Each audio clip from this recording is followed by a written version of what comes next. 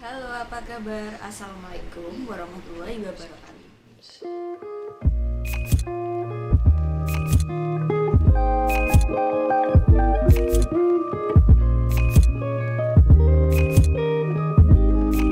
Bertemu dengan saya, Sinda Ayu Lestari, mahasiswa Pendidikan Sejarah Universitas Negeri Jember. Saya akan membahas tentang video pembelajaran sejarah Indonesia. Kita akan mempelajari tentang bagaimana datangnya bangsa Eropa ke Indonesia yang biasa masuk di kelas 11 semester ganjil, yaitu sejarah wajib tentunya. Mengapa orang Eropa harus datang ke Indonesia? Pasti itu merupakan pertanyaan yang kita pertanya-tanyakan selama ini kan? Mari kita bahas dalam video ini. Ada beberapa faktor mengapa orang Eropa datang ke Indonesia. Eropa sangat tertarik sekali datang untuk ke Nusantara, dan mereka menyebut Nusantara atau daerah timur Eropa dengan sebutan Mutiara dari Timur. Mengapa demikian? Karena menurut orang Eropa, negara timur sangat kaya akan flora dan fauna, juga kaya dengan kekayaan alam seperti tambang dan lain-lain, dan itu menyebabkan bangsa Eropa sangat tertarik datang ke Nusantara. Dilatar belakangi oleh motivasi mereka, nafsu mereka, dan juga kejayaan Eropa. Maka pada demikian, mari kita perjelas tentang materi berikut ini. Perniagaan dimulai dari abad 14 sampai 15. 16 juga. Mengapa demikian? Karena mereka telah disponsori oleh pemikiran Renaissance yang mengharuskan mereka, yang memunculkan pemikiran mereka harus menjelajahi dunia dan ingin tahu ada apa dalam dunia mereka, apakah ada dunia lain seperti itu. Lalu selanjutnya adalah revolusi Neolitik yang mengharuskan mereka hidup menetap. Mereka harus hidup menetap karena mereka mungkin lelah setelah berjalan-jalan ke daerah lain, ke daerah A, ke daerah B, dan lain-lain. Mereka harus hidup menetap untuk bertahan hidup. Untuk itu mereka memunculkan motivasi-motivasi bagaimana caranya mereka bertahan hidup, namun dalam tempat itu juga.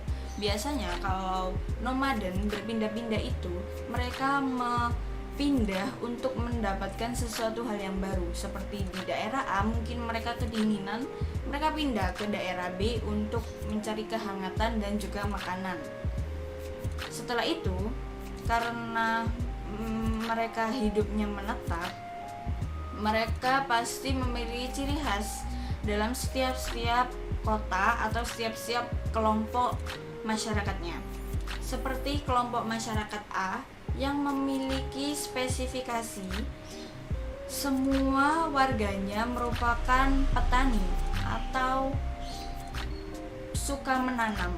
Jadi mereka memiliki ciri khas dalam pertanian. Lalu kelompok B yang merupakan sebelum-sebelumnya adalah gembala. Jadi mereka memiliki spesifikasi yaitu berternak. Jadi kota A, kota B memiliki perbedaan ciri khas. Jadi kota A pertanian dan kota B adalah peternakan. Dan ini mengharuskan mereka mengalami barter. Karena mungkin kota A bosan dengan makanan sayur-sayuran dan kota B juga bosan makan daging-dagingan. Jadi mereka mengharuskan barter. Lalu memunculkannya hal itu memunculkan spesifikasi tiap daerahnya masing-masing. Dan akhirnya muncullah sistem uang dan kekaisaran. Karena harga satu karung beras tidak mungkin ditukar dengan satu ekor sapi, maka terjadilah sistemnya uang. Karena semua itu tidak dapat disamakan. Lalu sistem kekaisaran yaitu kota mana yang lebih unggul dan menguasai kota seperti itu. Contohnya seperti kota dengan spesifikasi pertanian sangat rendah daripada spesifikasi kota peternakan. Jadi kota peternakan merupakan kota yang sangat kaya dan bisa jadi memonopoli atau menjadikan kota A yang spesifikasinya adalah pertanian menjadi anak buahnya. Yang kedua adalah datangnya bangsa Eropa tidak jauh dari tiga masalah ini, yaitu motivasi, nafsu, dan kejayaan Eropa. Motivasi mereka adalah karena Nusantara memiliki banyak flora dan fauna, jadi mereka ingin mengambil rempah-rempah juga karena Indonesia sangat kaya, jadi mereka ingin mengambil atau membeli atau memanfaatkan kekayaan yang ada di Indonesia untuk mereka bawa, untuk mereka manfaatkan menjadi manfaat diri mereka sendiri.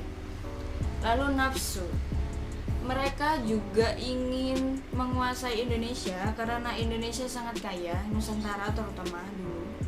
Karena Nusantara sangat kaya, jadi mereka ingin sekali menguasai, dan yang awalnya mereka membeli jadi gratis karena semua orang ingin gratisan. Lalu yang selanjutnya adalah kejayaan Eropa. Mengapa demikian? Karena orang Eropa bersaing. Dalam Eropa terbagi dari beberapa negara, beberapa bangsa, dan mereka ingin sekali menguasai dunia luar Eropa, yaitu untuk persaingan mereka siapa yang lebih jaya, bangsa mana yang lebih jaya antara Portugis, Spanyol, Belanda, dan Inggris. Mereka sama-sama berlomba-lomba ingin menunjukkan kepada dunia negara mana yang paling berkuat. Jadi dapat disimpulkan motivasi adalah memenuhi kepuasan mereka, nafsu adalah menguasai dunia baru dan memperoleh keuntungan ekonomi, lalu kejayaan Eropa adalah mendapatkan kejayaan politik dan kedudukan mereka, siapa yang lebih unggul. Komoditas asli Indonesia ada 3. Yang pertama adalah cengkeh, pala, dan kapur barus. Dan ketiga komoditas ini hanya ada ditemukan di Indonesia pada tahun sebelum 1000-an. Itu hanya bisa kita dapatkan jika kita di Indonesia. Dan biasanya 3 komoditas ini dipergunakan sebagai obat, makanan, kesehatan, bumbu masak, minuman penghangat, dan pembantu ritual. Karena harga jual rempah-rempah ini tinggi, maka Belanda dan Spanyol, Inggris, dan juga Portugis, mereka berlomba-lomba ingin mendapatkan rempah-rempah yang ada di Indonesia. Karena harga jualnya tinggi, maka mereka mengharapkan untuk tengkulak. Mereka beli di Indonesia dengan harga murah dan mereka jual ke negara asalnya dengan harga yang mahal. Dan itu merupakan suatu keuntungan bagi mereka. Maka dari itu mereka sangat ingin sekali menguasai Indonesia pada saat itu. Perlu kita tahu, dalam pelayaran kita akan mendapatkan 2 jalur pelayaran. Yang pertama adalah jalur sutra, yang kedua adalah jalur dupa. Wah, jalur dupa. Mari kita simak. Jalur niaga yang pertama adalah Silk Road, biasa kita sebut sebagai jalur sutra. Dan ini merupakan jalur darat. Bisa kita lihat pada peta di sebelah. Oke. Dan ini merupakan jalur darat, jalur dagang yang melalui Asia. Jadi mereka berlabuh dari Eropa lewat Asia ke Nusantara tentunya. Dan ini merupakan banyaknya jalur darat daripada jalur lautnya. Dan juga hari ini tentunya jalur ini menghubungkan antara barat dan timur. Dan juga jalur ini terhubung karena pengelana prajurit, nomaden, orang yang hidupnya berpindah-pindah, dan juga biarawan, dan itu perdagangan terutama. dan itu yang menghubungkan jalur ini. Jadi karena orang-orang ini banyak melalui ini, oh itu lewat sana, mungkin karena berita-berita tersebut mereka melewatinya dan membentuk jalur tersebut. Lalu komoditas yang dijual pada jalur ini tentu saja adalah banyaknya kain sutra yang dari Cina. Jadi banyak penjual-penjual di pinggir jalan pada jalur ini menjual sutra itu, kain sutra. Dan tempat yang paling terkenal pada jalur ini merupakan peristirahatan yang diberi nama Karancai Serai. Karancai Serai ini merupakan tempat peristirahatan terdiri dari hotel, toko, trade in hewan. Kalian bisa menukarkan hewan kalian di trade in hewan. Awalnya kalian dari Eropa ingin ke Nusantara, kalian menggunakan kuda. Pasti karena kuda itu bukan mesin, memiliki lelah dan juga kelelahan, haus dan lain-lain. Mungkin ada yang sakit.